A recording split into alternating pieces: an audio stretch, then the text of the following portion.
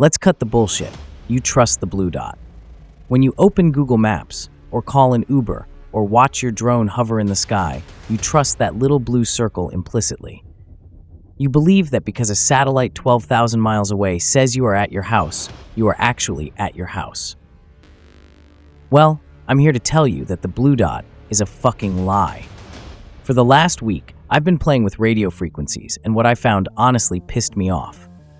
We have built our entire modern civilization, our planes, our ships, our stock markets, our power grids, on a technology from the 1970s that has zero authentication, zero encryption, and can be hacked by a kid with a $300 radio and a laptop. I'm talking about GPS spoofing. I'm not talking about jamming. Jamming is boring. Jamming is just screaming noise to block the signal. Any idiot can break things. I'm talking about spoofing. I'm talking about elegantly hijacking the receiver's reality. I'm talking about convincing a super yacht it's in the middle of an airport, or convincing a DJI drone that it's flying inside a no-fly zone so it falls out of the sky. Today, I'm going to show you how the exploit works. We are going to look at the hardware, the math, and the terrifying simplicity of gaslighting a computer into believing it is somewhere it's not. Disclaimer: don't be a moron. Doing this outside a Faraday cage is a federal crime.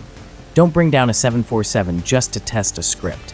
I am doing this in a controlled environment. Let's get into it. To understand how I hack this, you have to understand why the system is so incredibly weak. GPS, or the Global Positioning System, is a constellation of about 30 satellites orbiting the Earth. These things are basically atomic clocks in space. They scream out the time and their position constantly. Your phone listens for these screams. If it hears 4 satellites, it does some math, trilateration, and figures out where you are based on how long the signal took to arrive. Here is the problem. These satellites are orbiting 20,000 kilometers away. By the time that radio signal hits your phone antenna, the signal strength is roughly 960 decibel milliwatts. Do you know how weak that is? That is roughly equivalent to a 25-watt light bulb in Los Angeles being seen by someone standing in New York City. It is a whisper. It is a ghost of a signal. And this is where the exploit lives. In the world of radio frequency, might makes right. The receiver on your phone or your drone is programmed to lock onto the strongest signal it can find because it assumes the strongest signal is the cleanest one. It doesn't authenticate the source. It doesn't ask for a password. It just listens. So if the satellite is whispering, I just need to scream. If I set up a software-defined radio, or SDR, right next to your device, and I broadcast a fake GPS signal that is even marginally louder than the one coming from space, your device will drop the real satellites and lock onto me. I become the master clock. I become the satellite. And once I own the signal, I own your reality. So what do I need to pull this off? Surprisingly, not much shit. Back in the day, you needed a military-grade GPS simulator that cost 10 grand. Now, I just need a HackRF One. This is the Swiss Army knife of radio hacking. It costs about $300. It's a half-duplex transceiver that operates from 1 megahertz all the way up to 6 gigahertz. GPS operates on the L1 frequency band, which is fine 75.42 megahertz. The HackRF hits that frequency easily. But hardware is useless without code. The real magic happens in a GitHub repository called gps-sdr-sim. This is a piece of code that generates the raw IQ data stream, the actual radio waves that the HackRF will transmit. To generate a valid signal, I need to know where the real satellites are. The simulation has to be perfect. If I transmit a signal claiming satellite 4 is overhead, but satellite 4 is actually on the other side of the planet, the receiver might get confused. So, I need to download something called an Ephemeris file. This is basically a daily almanac published by NASA that says exactly where every GPS satellite is in the sky at any given moment. I grab the latest BRDC file from the NASA archives, feed it into the simulator, and tell it, generate a signal for these coordinates. The command looks something like this. gps-sdr-sim file. -L, 40.74, -73.98, 100, -B8. That command generates a massive binary file. It contains the raw radio data to convince any receiver that it is standing right in the middle of the Empire State Building. Now, if I just blast that static location at your phone while you are moving, it might not work. Your phone has accelerometers. It has gyroscopes. If the GPS suddenly teleports you to New York while your gyro says you are sitting still, the software might flag it as an error and ignore it. We need to be smarter. We need to perform a dynamic takeover. This is where the math gets nasty. The GPS-sdr-sim tool allows us to feed it a CSV file, a motion track. I can script a path. I can simulate a car driving, a boat sailing, or a person walking. Here is the attack vector. I start broadcasting my fake signal at your current real location. I match the satellites perfectly. Your phone sees my signal, sees it stronger, and switches over to me. You don't notice a thing because the location hasn't changed yet. I have hooked the fish. Once I have the lock, I slowly start to drift the coordinates in my script. I move you 10 meters, then 20, then a mile. This is the frog in boiling water technique. If I teleport you instantly, the navigation system panics. If I drift you slowly, the navigation system corrects its course to match my reality. Imagine you are on that yacht. You are on autopilot. My script tells your GPS receiver that the ship is drifting 2 miles to the left.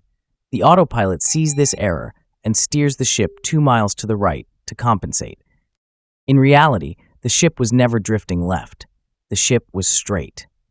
By correcting the error that I fabricated, the autopilot has now steered the ship directly into a reef. I didn't touch the wheel. I just lied to the computer about where the road was.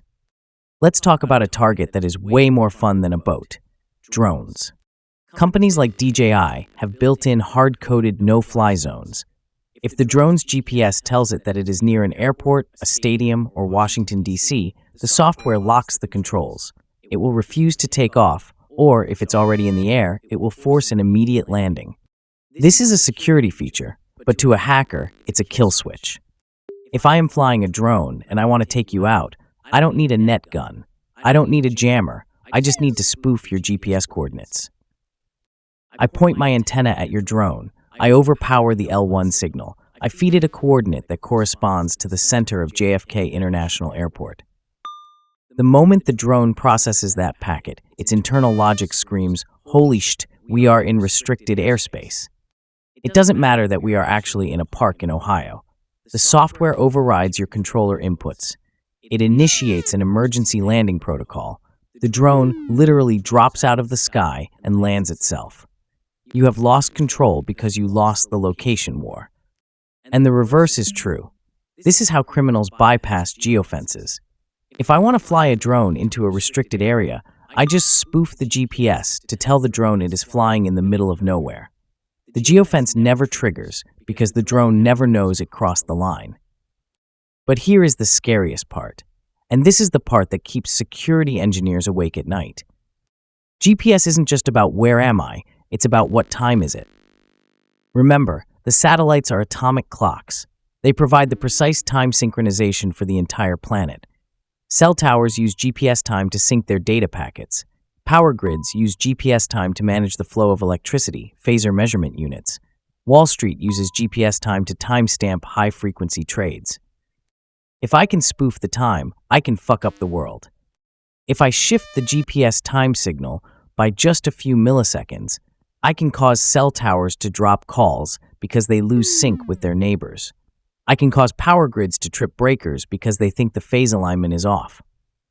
Financial traders pay millions of dollars for fiber optic cables to shave milliseconds off their trade times. If I can spoof the timestamp on a transaction, I can theoretically manipulate the order of trades. I can make a trade look like it happened before the market moved.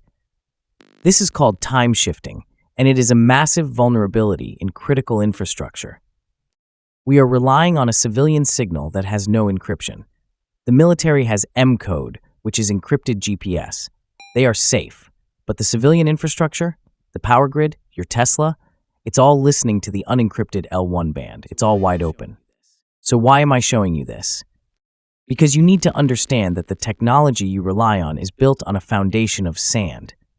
We assume that because something is high-tech or involves satellites, it's secure. It's not. It's broadcasting open data to the entire world, and anyone with a cheap radio can override it. The industry is trying to fix this.